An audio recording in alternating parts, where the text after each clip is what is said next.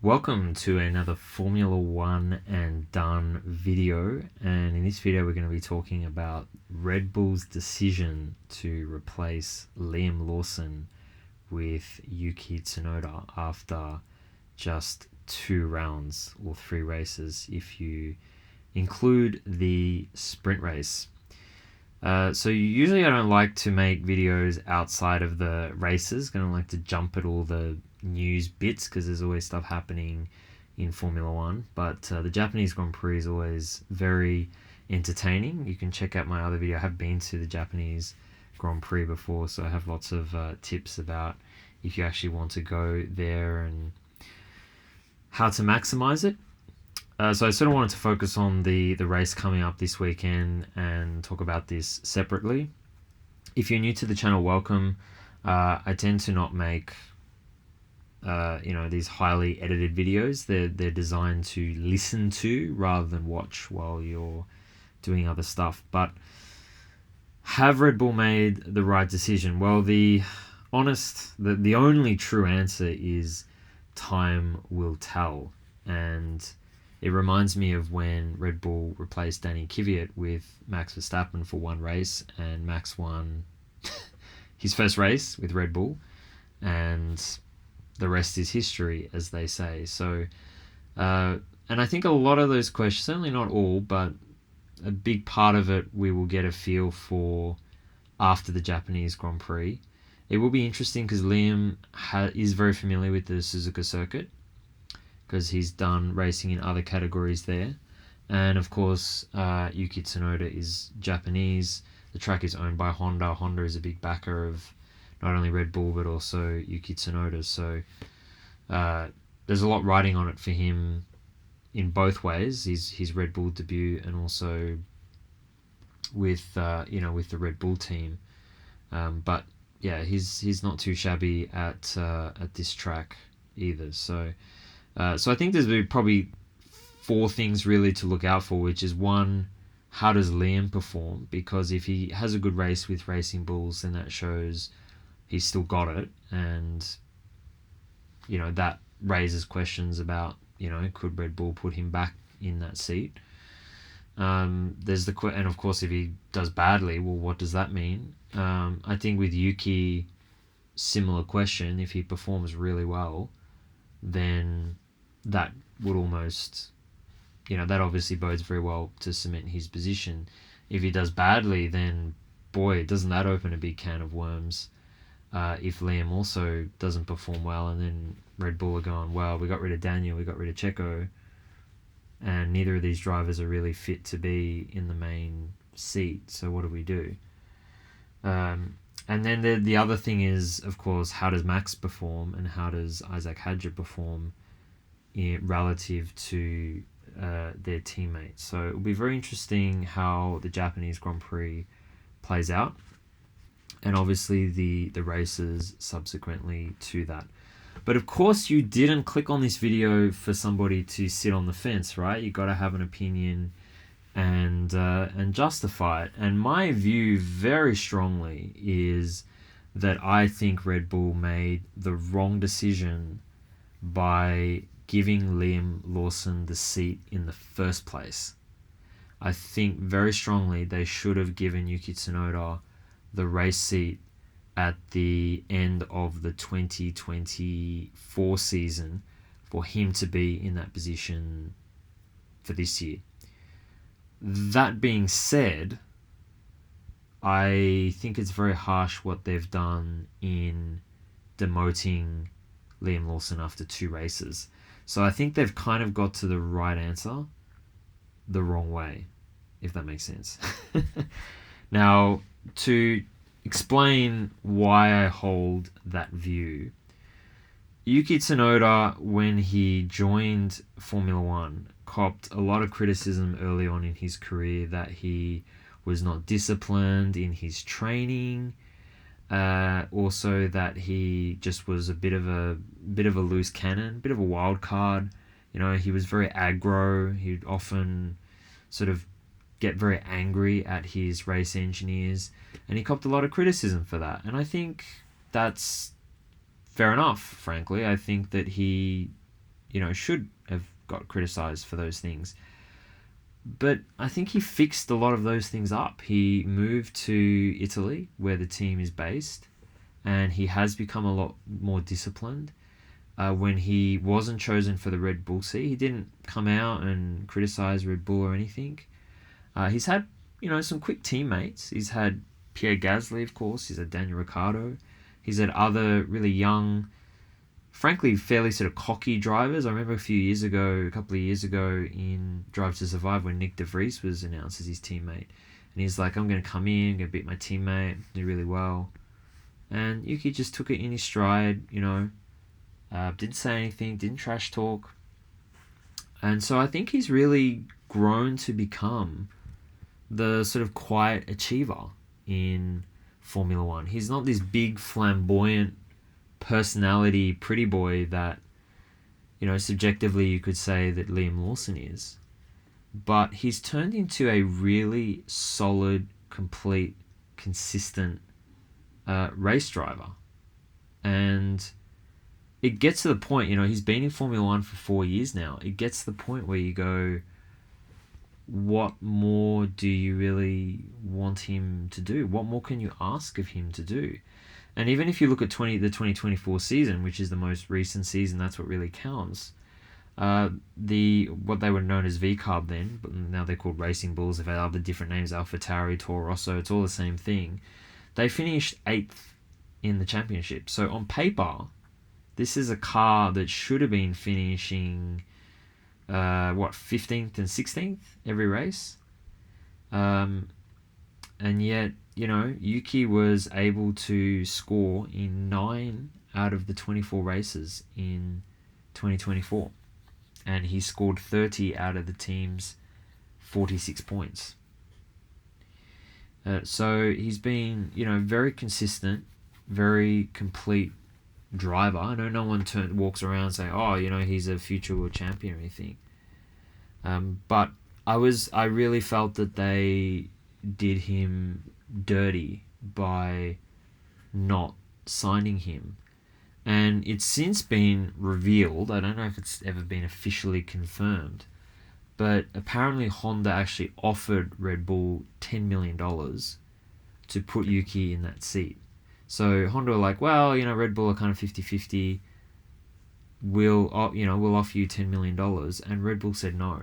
That's a real kick in the face to actually, turn that down. And apparently, Red Bull have had the audacity now to go back to Honda and say, hey, are you still willing to pay us the $10 million to put Yuki in that seat? Again, that hasn't been, as far as I'm aware, publicly confirmed, but that's, let's say, the rumor on the street. And the other thing that really surprised me last year when they announced Liam Lawson as the driver, no one was really talking about Yuki being the next driver. It was all about, are they going to keep Checo? Are they going to promote Liam Lawson? Daniel Ricciardo was off the cards by that stage, but it never seemed like Red Bull, at least publicly, I don't know what conversations happened privately, but it seemed like Red Bull never really actually considered seriously for Yuki to be in that seat. And I think Ted Kravitz summarized it well in one of his notebooks, saying like Yuki's kind of on a road to nowhere. He's in a team, he's been in the team for 4 years, this is his 5th season with the team. They clearly don't see that he has a future in going to the Red Bull team.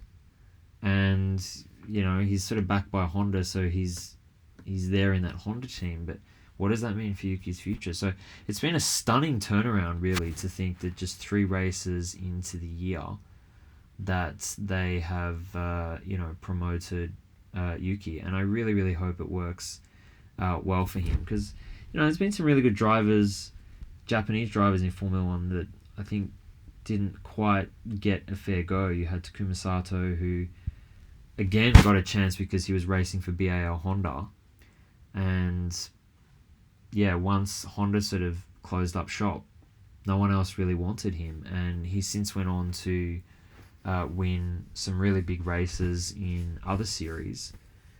and it showed that he's just a quality driver. And the other one was Kazuki Nakajima, who I thought was a great driver as well, terrific passer. And it just didn't really quite get the chance I think that he deserved in Formula One. So I hope it really works out for him. Let's now talk about Liam Lawson. Now, at least what Red Bull have said, or what they said at the end of last year, was something along the lines of, they felt that he had the mental fortitude. Not entirely sure what they meant by that, but after watching Drive to Survive, the latest one, it sort of comes across very strongly there that Liam is just really dying to get back into the car. He's the reserve driver, he's travelling around, he's going to the races, but it's really sort of killing him that he's not out there racing. And so he sort of quite aggressively pushes like, hey, I want to be in the car. And so maybe that was the kind of mindset of, like, this guy seems really confident, he seems pretty cocky, pretty arrogant. We think we can...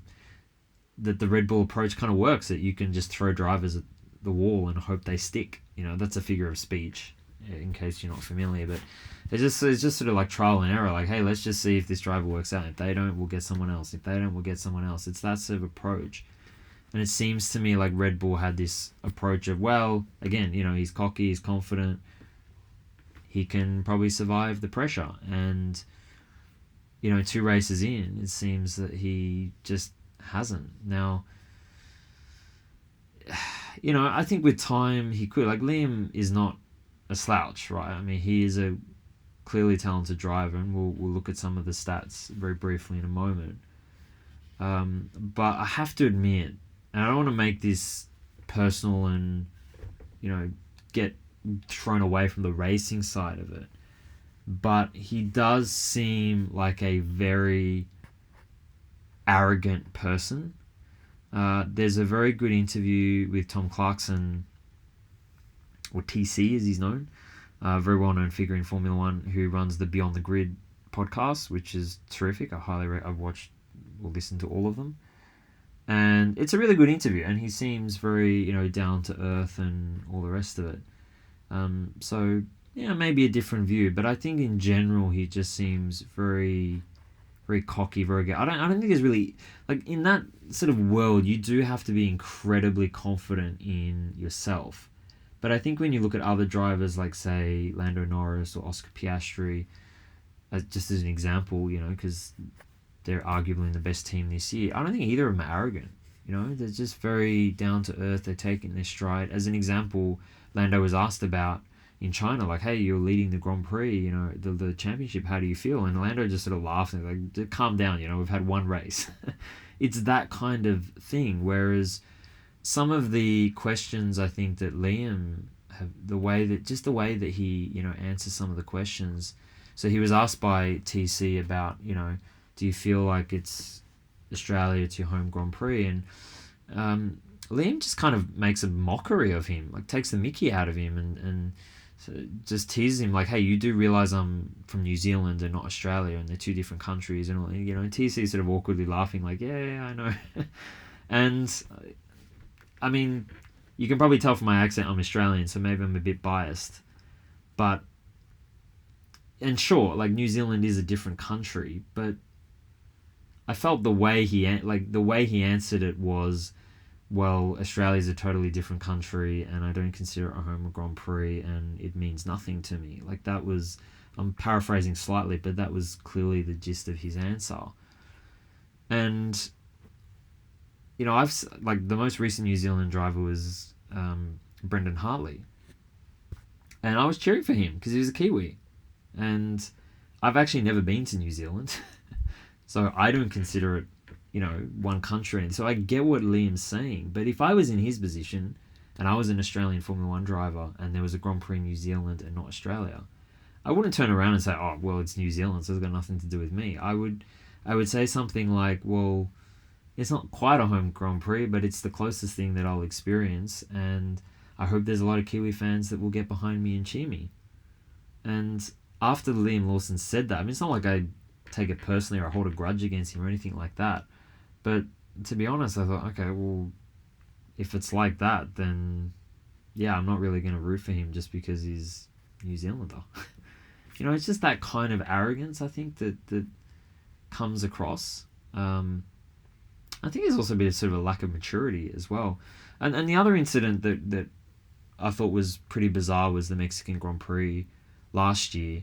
He's in a different car, he's on a different strategy. He's racing a car in the same family. And I know they're two different teams and they're competing against each other, but the way he crashed into Sergio, particularly given that, Sergio, it was his home Grand Prix and it was his chance to really, score some points and everything. And not only was it his fault and that he crashed into Sergio, but then he apologized to Christian because he knew that he did something wrong, but then he didn't apologize to Checo. And it's like, you just come across as an arsehole. And it does make you look and go, does this guy really have the mental fortitude to survive in Formula One? And look, he did a really good job coming in 2023 and 2024.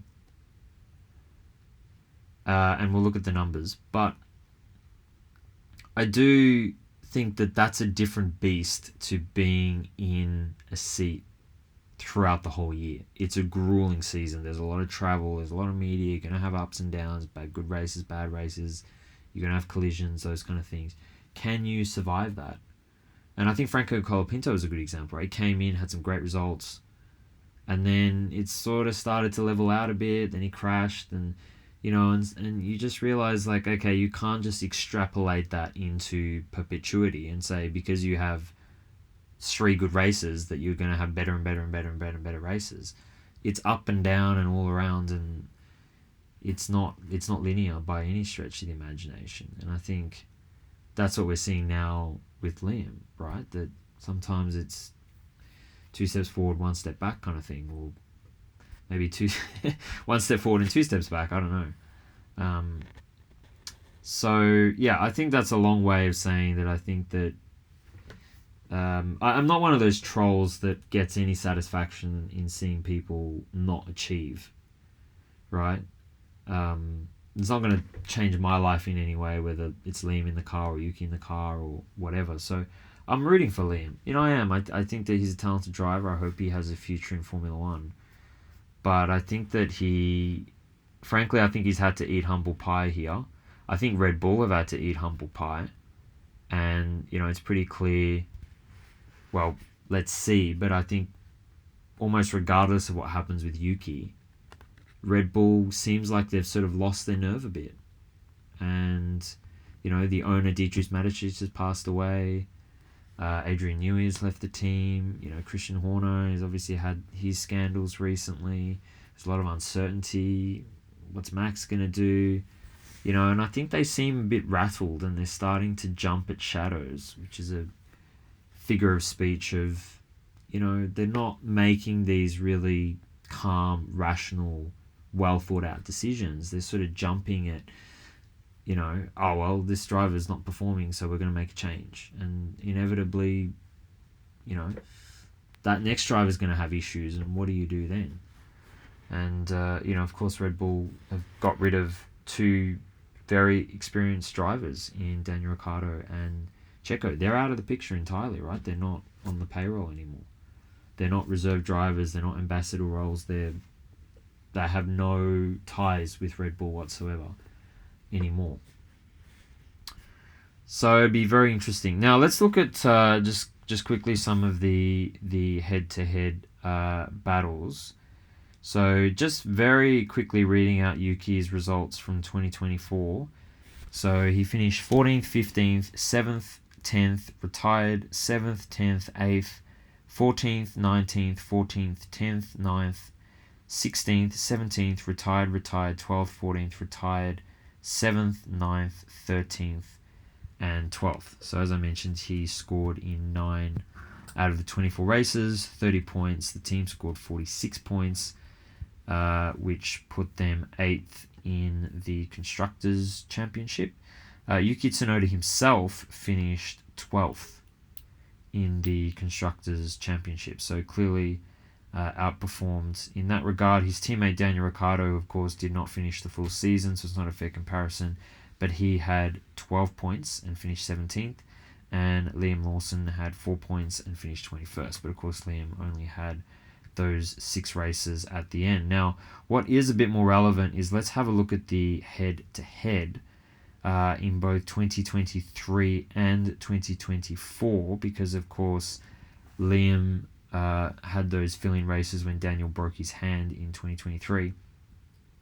So I won't mention which countries because it doesn't really matter, but so Liam finished 13th to Yuki's 15th, so advantage to Liam. Just want to make sure I'm comparing the right things here. Liam 11th to DNS for Yuki, so advantage Liam. 9th to retired, so advantage Liam. 11th to 12th, advantage to Liam. That was in Japan as well. And 17th to 15th, advantage to Yuki. So the 5 races, both in the same car, same team, in 2023, Liam outscored, or outperformed, I should say, Yuki in 4 out of 5 races. But looking at 2024, which of course is more recent, therefore arguably, it's more relevant. So Liam finished 9th to Yuki's 14th, so advantage Liam. Liam finished 16th to Yuki retired, so advantage Liam. Then 9th to 7th, advantage Yuki. 16th to 9th, advantage Yuki. 14th to 13th, advantage Yuki.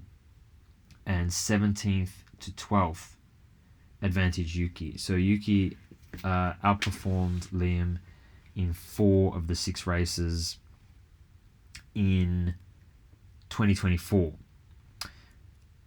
I look at those stats and go, it's a bit inconclusive because, 4-2, it's not a huge advantage. And to be fair to Liam, Yuki's been driving that car all year. Liam gets sort of thrown into the car and, has to sort of perform there and then. So I think he had a tougher job, even though Yuki did get the advantage. So I think that shows that Liam is no slouch. He is clearly a talented driver, but I still think that it would have been advantageous to have him just 1 year, even, and have a whole season in the team, have that continuity, have the ups and downs, experience all the tracks, and then at the end say, okay, is this guy ready for the big time? A bit like Charles Leclerc, right? When he started at Alfa Romeo Sauber. He had 1 year there. And then from memory, they got rid of Kimi Räikkönen and Charles went into the seat. And, subjectively, you could have gone, maybe it's still a little bit early. Maybe you could have done with another year in Sauber. There were some growing pains there, but I think Charles in general proved that, he was talented and, was ready for a big jump. And I think it's fair to say now that was the right move. So, so in conclusion, I think that, Liam is a talented driver. You have to put it in perspective that he was, 3 or 4 tenths off. That's like 2 blinks of your eye. So it's not, it looks a lot, and it is a lot in Formula 1, but it's not like you're a complete dud. It might be just little things that you need to get on top of, and those little things can add up to, a tenth here and a tenth there, and it can put him in the mix. I think the other thing that really didn't work out for Liam is that Checo struggled mightily in 2024, and I think there's a reasonable argument to say that he cost Red Bull the Constructors' Championship, because obviously Max won the drivers, so if Checo was close enough to Max, they would have won. And not only did they not win, they finished third. And McLaren won. And we all know that Christian Horner hates Zach Brown. There's a bit of a... Well, Christian Horner kind of hates everyone, right? But... which is good, he's a competitive beast. He doesn't like Toto. He doesn't like the... trying to think, the old head of Renault. That all got very personal, but yeah. And so I think that was very much hanging over their head. And then the other thing probably not working for Liam was that it's the Japanese Grand Prix. And so, Red Bull, Honda engine. Honda actually own the track. They actually own the Suzuka Circuit track. So it's not just, Honda manufacturer, Honda race, Grand Prix. I mean, it's a big deal for Honda. That's why that famous quote from Fernando Alonso saying, GP2 engine was so controversial.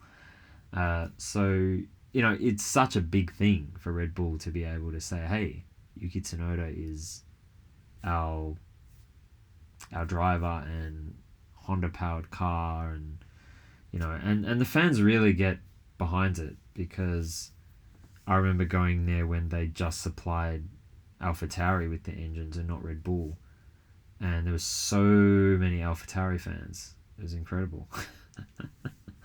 And that was even before Yuki Tsunoda actually was racing as well. I went once then as well.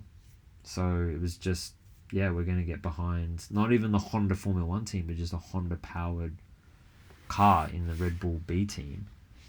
So there's going to be so much support for Red Bull and Yuki Tsunoda this weekend. It's going to be really, really cool to see. And so I think, if that was round 5, then Red Bull probably would have waited and seen how things went round 3, round 4, and then maybe made the change in round 5. So, very unfortunate timing, I think, for Liam. But I think in summary, he's had to eat humble pie, and I think, frankly, he needed to, and it's better that he does it now than kind of later on in his career. I hope he can find his footing in the Racing Bulls team. For what it's worth, I think he will. And we've seen other drivers like Pierre Gasly and Alex Albon, with things not working out in the Red Bull team, go on to prove that, hey, they are very quick drivers and deserve to be in Formula 1. But it's going to be very, very interesting to see how Liam's career develops in the Red Bull family, and similarly with Yuki Tsunoda. Will he get his first podium? Will he get his first Grand Prix win? I hope so. I really, really hope so. Just to finish off, there's actually a very funny clip going around when Daniel Ricciardo was at Red Bull, and he was saying that a funny little stat is that the only Grand Prix winners for Red Bull, all of them have had double letters in their surname. So double letters meaning like TT or PP or something like that. So you had Mark Webber, you had Sebastian Vettel, Daniel Ricciardo, and Max Verstappen. So they all have double letters in their surname. And Daniel was joking about that you must have to have 2 letters in your surname to win a race for Formula 1, for Red Bull. And of course, there's been a whole bunch of other drivers that have come along that don't have double letters in their name, like Liam Lawson, Alex Albon, Sergio Perez. Oh, actually, no. That's not quite true. Sergio Perez has won for Red Bull, and he didn't have double letters, although he does have 2 E's, just not together.